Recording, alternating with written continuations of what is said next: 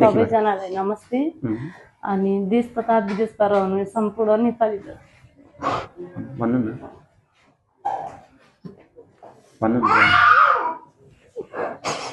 सबैलाई सहयोग दिनु। देश तथा विदेशबाट हुनुहुने सम्पूर्ण दाजुभाइ तथा दिदीबहिनीहरू, आमा बुवा, मेरो बच्चालाई सुन्न सक्ने गराइदिनु।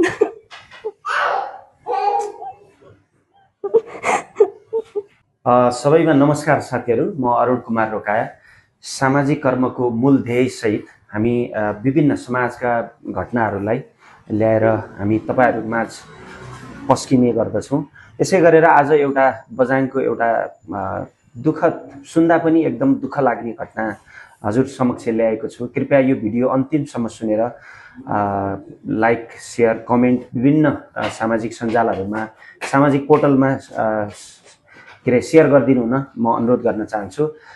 बझाङ जिल्ला दुर्गाथली गाउँपालिका वडा नम्बर 7 बुवा राजेश बिसी, आमा पशुपति बिसीका छोरा आरोन्स बिसी ज्यू, जो चाहिँ बाबु चाहिँ जन्मजातै बहिरो हुनुहुन्छ, एकदमै डिफ अवस्थामा हुनुहुन्छ। उहाँको आमा हामीसँगै हुनुहुन्छ, यस विषयमा पनि बुझौँला। जन्मजात बहिरो हुनुहुन्छ। र अर्को कुरा, दुःखद कुरा के भने उहाँको ठुलो छोरा चाहिँ, अर्को छोरा चाहिँ पनि ऊ बाबुभन्दा अर्को छोरा पनि जन्मजातै बहिरो थियो र 4 वर्ष भइसकेपछि, उमेर 4 वर्ष भइसकेपछि उपचार गरेर चाहिँ पछि बहिरो खोलिएको अवस्था छ। अब विस्तृत रूपमा चाहिँ के भएको, के छ, कस्तो छ अवस्था, उहाँलाई उहाँको आमासँगै बुझ्ने कोसिस गर्न चाहन्छु। मेरो आमा पशुपति बिसी, हजुर नमस्कार। आराम हुनुहुन्छ? हजुरको यो अहिले बाबुलाई चाहिँ आरोन्सलाई के भएको भन्नुस् त? हजुर, उसको चाहिँ जन्मजात नै नसुन्ने बाबु चाहिँ, जन्मजात नै नसुन्ने। अनि ठुलो बाबु पनि सेम थियो पहिला। अनि अहिले चाहिँ उसको उपचार गरेर 4 वर्षमा चाहिँ अहिले ऊ अलिअलि बोल्न थाल्यो। अनि अहिले चाहिँ सेम बाबुलाई नि भएको भएर अनि एकदम खर्चिलो। भन्नाले तपाईले भन्न खोज्नु भएको तपाईको दुईटा छोरा हुनुहुन्छ हैन? दुईटा छोरामा पहिलो जेठो छोरा पनि बहिरे भएर जन्मियो, अनि उसको चाहिँ 4 वर्ष भएपछि उपचार गरेर चाहिँ सम्भव भयो। र अर्को अहिले आरोन्स बाबु पनि जन्मजातै बहिरो भयो, ऊ पनि बहिरै नै छ हैन? भनेपछि तपाईले बोलेको कुराहरु सुन्दैन? ए, जस्तै आवाज त निकालिरहेछ नि त उसले? हजुर, उसले चाहिँ अब हरेक कुरा राम्रै छ। अनि अब सुन्न नपाएर नबोलेको उसले हामीले बोलेको कुराहरु नसुन्ने भयो।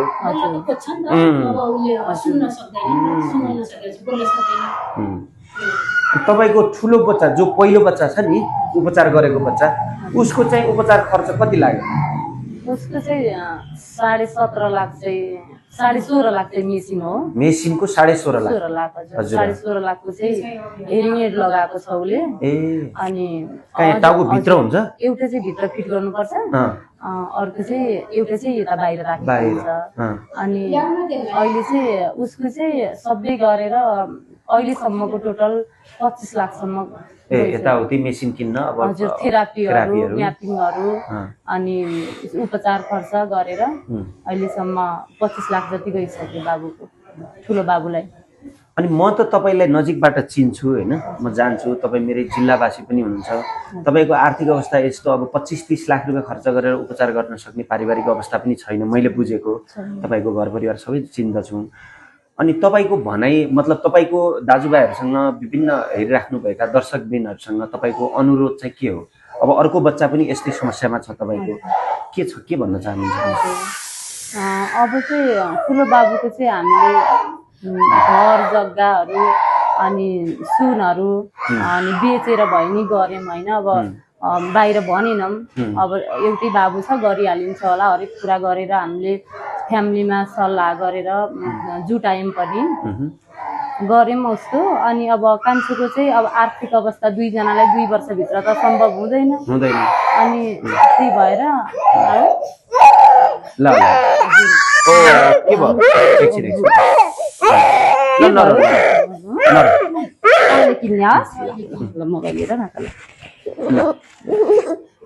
अनि अब उसको चाहिँ हामीले गर्नै नसक्ने भएर आर्थिक अवस्था एकदम कमजोर भएको भएर अनि अब ठुलो बाबुकै अहिलेसम्म थेरापीहरू हरेक कुरा गर्दा हामीलाई एकदम गाह्रो भएको छ।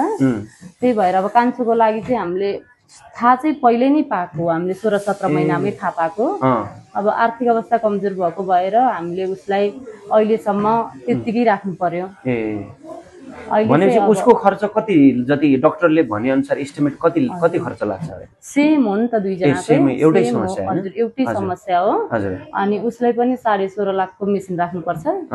अनि उपचार खर्च, अनि अब थेरापी म्यापिङहरू त लाइफ टाइम छ, लाइफ टाइम हो। फेरि हजुर मेसिनरी सामान हो नि त, फेरि बिक्री पनि राख्ने कि ठुलो बाबुको मेन्टेन गरिराख्नु पर्ने, फेरि चार्जहरू लगाउनु पर्ने। अनि चार्जहरू ब्याट्री राखेर नै युज गर्छ त्यसमा। अनि एकदम खर्चिलो भयो यो चाहिँ, हामीले गर्नै सकेन। अब एउटा परिवारको दुवै बच्चा बहिरो हुँदा त्यो परिवारमा कस्तो गुज्रिरहेको होला, कस्तो समस्या परिरहेको होला, अथवा त्यो परिवारको मनोवृत्ति कस्तो भइरहेको होला भन्ने कुरा तपाईँ सहजै महसुस गर्न सक्नुहुन्छ। एउटा सामान्य परिवारमा यति ठुलो समस्या पर्दा जो कोहीलाई पनि आपत पर्ने कुरा हुन्छ। तसर्थ उहाँले चाहिँ मलाई कता कताबाट कन्ट्याक्ट गर्दै म कहाँ आउनुभएको थियो, कृपया यो समस्यामा समाधान गरिदिन प्लिज सहकारी भूमिका खेलिदिनु हुन अनुरोध गर्नुभएको थियो। मैले पनि समस्या जेन्युन रहेछ, एकदमै दुखान्त समस्या रहेछ। एउटा हुर्किँदै गरेको बालक, जो बालक चाहिँ भोलि भविष्यको यो देशको कडाधार बन्न सक्छ, आफ्नो परिवारको आशाको केन्द्रबिन्दु बन्न सक्छ, तर उनै यहाँ हेर त नानी, उनै आजसम्म बोल्न नसक्ने अवस्थामा रहेको छ भने उसलाई चाहिँ कसरी सहयोग गर्न सकिन्छ भन्ने विषयलाई लिएर हामी यहाँ सहयोगको लागि यो भिडियो बनाउँदैछु। मलाई विश्वास छ यो भिडियो हेरेर तपाईँहरूले जो जताबाट हुनुहुन्छ कृपया सहयोग गरिदिनु हुन हार्दिक अनुरोध गर्न चाहन्छु। के भन्न चाहनुहुन्छ सपमुडालाई, ल भन्नुहोस् हजुरको बाबुको उपचारका निमित्त। मनै आदरणीय दर्शकबिनहरू सम्पूर्ण जसले मलाई विश्वास गर्नुहुन्छ, यो भिडियोलाई हेरेर जसको भावनामा यो भिडियो पस्छ, कृपया यो परिवारलाई चाहिँ सहयोग गरिदिनु होला। उहाँलाई पनि आफ्नो बच्चा सुन्ने बनाउन सके उहाँलाई खुसी मिल्नेछ भन्ने कुरा हामीले विश्वास गरेका छौँ। उहाँको यो रोदनबाट पनि अथवा उहाँहरूको यो आँसुबाट पनि हामी विश्वास गर्न सानो 1.5-2 वर्षको 2-2.5 वर्षको बच्चा अहिले पैसाको अभावले गर्दा उपचार रोकिएको छ। एउटा सामान्य परिवारको लागि 25-30 लाख रुपियाँ जो गर्नु भनेको ठुलो महाभारत, ठुलो एउटा युद्ध जस्तै हुन जान्छ। तसर्थ सकेको सहयोग गरिदिएर यो उपचारमा सहजीकरण गरिदिनु हुन, एक दिन एक छाक मिठो मसिनो नखाएर यो बच्चाको लागि, यी बालकको लागि एउटा सुनौलो भविष्य सृजना गरिदिनका निमित्त तपाईँहरूको यो अहम भूमिका रहनेछ भन्ने हामीले विश्वास गरेका छौँ। सम्पूर्ण देश विदेशमा रहेका सम्पूर्ण दाजुभाइ दिदीबहिनीहरूले म एकदमै हृदयदेखि अनुरोध गर्न चाहन्छु, एउटा आमाले आँखाबाट आँसु खसाउँदै गर्दा त्यो आँसु कति गाह्रो छ होला, अथवा आफ्नो बालबच्चा, आफ्नो बच्चालाई देखेको त्यो सपना कति महान छ होला, कति सपना देखेर बच्चा हुर्काइरहेकी छिन् होला, तर त्यही बच्चा चाहिँ आवाज सुनिरहेको, के अरे कान सुनिरहेको छैन। उपचार चाहिँ सम्भव छ, डाक्टरले सम्भव छ भनिसक्नु भएको छ, तर हातमा पैसा नहुँदा, घरमा सम्पत्ति नहुँदा उपचार रोकिएको अवस्था छ। सम्पूर्ण साथीभाइहरूले, सम्पूर्ण दाजुभाइहरूले देश विदेशमा प्लिज म एकदमै हम्बल रिक्वेस्ट गर्न चाहन्छु, एकदम विनम्र अनुरोध गर्न चाहन्छु कि यो भिडियो हेरेर सक्ने सहयोग गरिदिनु होला। उहाँको प्रत्यक्ष सम्पर्क नम्बर पनि राखिदिनेछु म, उहाँको खाता नम्बर पनि राखिदिनेछु, नेपालको खाता नम्बर, ई सेवा नम्बर, ई सेवा क्युआरहरू सबै राखिदिनेछु। कृपया मैले सामाजिक कर्म गरेको धेरै भइसक्यो, धेरै मान्छेहरूलाई मैले सेवा गरेको छु, सेवा गर्ने मौका पनि मिलेको छ। यो भिडियो हेरेर अन्तिम एकपटक फेरि यी बालकलाई पनि सुन्ने अवस्था बनाउन सक्यो भने मलाई पनि एकदम खुसी लाग्नेछ। यो भिडियो बनाएर यो अभियान सञ्चालन गरेर यो यी बच्चाको लागि चाहिँ उपचार खर्च हामीले जो गर्यो भने फेरि कान सुन्ने, बोल्न सक्ने अवस्थामा म तपाईँहरूलाई चाहिँ ती बालकलाई उपस्थित गराएर फेरि अर्को भिडियो बनाउने छु। मेरो यो प्रमिस रहन्छ। सम्पूर्ण साथीभाइहरूले प्लिज सक्ने सहयोग गरिदिनु होला। यी बालक सुन्न सक्दैनन्, बोल्न चाहिँ खोज्छन्, आवाज निस्किन्छ, तर हामीले भनेको कुरा चाहिँ नसुन्ने कारणले गर्दा चाहिँ यी बालकहरूले सुन्न नसक्ने अवस्थामा छन्। यहाँ आमाले पनि भनिसक्नुभयो कि मेरो बच्चालाई चाहिँ सुन्न सक्ने बनाइदिन। सम्पूर्ण साथीभाइहरूले चाहिँ देश विदेशमा रहनुभएका के अरे साथीभाइहरूले सहयोग गरिदिनु हुन अनुरोध गर्न चाहन्छु भन्नुभएको छ। सम्पूर्ण साथीहरूले सहयोग गरिदिनु। ल आऊ त बाबु एकचोटि हेर त। ल यी बाबु रहेका छन्, हेर्नुहोस्। अलिकता बिस्तारै गर। यी बाबु रहेका छन्। हेलो, तिम्रो नाम के हो? बाबु यहाँ हेर त, यहाँ हेर त। हेलो, यो सुन्दैनन् हेर्नुहोस्, किनभने नत्र बाबु भन्यो भने यतातिर फर्किनु पर्ने नि त। हेलो कान्छा, हेलो। ऊ सुन्दैन, आफ्नै धुनमा छ कि। तपाईँ बोलाउनु त, आमाले बोलाउनु त। त्यहाँ मुखमै नहेर्नु, सुन्दैन।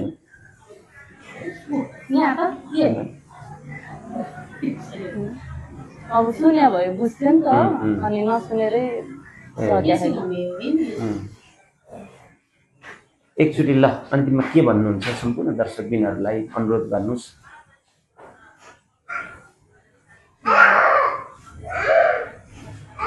सबैजनाले सकेको सहयोग गरिदिनु होला। अनि अब एकदम धेरै खर्च लाग्ने भएर हामीले गर्न सकेनौँ। अनि हजुरहरू सामु 2 हात जोडेर आएको छु। मेरो बाबुले आमा मात्र भन्न सक्ने बनाइदिनु होला होइन। सबैजनाले सकेको सहयोग गरिदिनु होला। अनि एकदम सबैजनालाई हात जोडेर अनुरोध गरेको छु है। सकेको सबैजनाले हेल्प गरिदिनु होला बाबुलाई। ल सम्पूर्ण साथीभाइहरू, यो आमाको यो रोदनपूर्ण अनुरोध तपाईँहरूले महसुस गर्नुहुनेछ भन्ने हामीले विश्वास गरेका छौँ। किनभने एउटा आमाको लागि एउटा सन्तानको हुर्काई र सन्तानमा भएको समस्या समाधानका निमित्त कतिसम्म लागि पर्छिन् भन्ने कुरा यो उहाँको कारुणिक रोदनबाट पनि देख्न सकिन्छ। एकदमै उहाँलाई धेरै चिन्ता छ, धेरै दुःख परेको छ। आफ्नो छोराले बोलिदिए हुन्थ्यो, उपचार सम्भव भइदिए हुन्थ्यो, पैसाको जो भइदिए हुन्थ्यो, आर्थिक सहायता कसैले गरिदिए हुन्थ्यो भन्ने उहाँलाई लागिरहेको छ। तसर्थ यो समस्या समाधानका निमित्त तपाईँहरूको एकदमै हातेमालो रहनेछ भन्ने कुरा हामीले विश्वास गरेका छौँ। यो भिडियो धेरैभन्दा धेरै सेयर गरिदिनु होला साथीहरू। सबैले सक्ने सहयोग गरिदिनु होला भन्न चाहन्छु। हस्, धन्यवाद, नमस्कार। ल नानी, हस्। अब यसलाई चाहिँ बिचबिचमा क्लिप राख्नु पर्यो। है बाबु, एउटा उखेन कहाँ हाले? ल स्टप।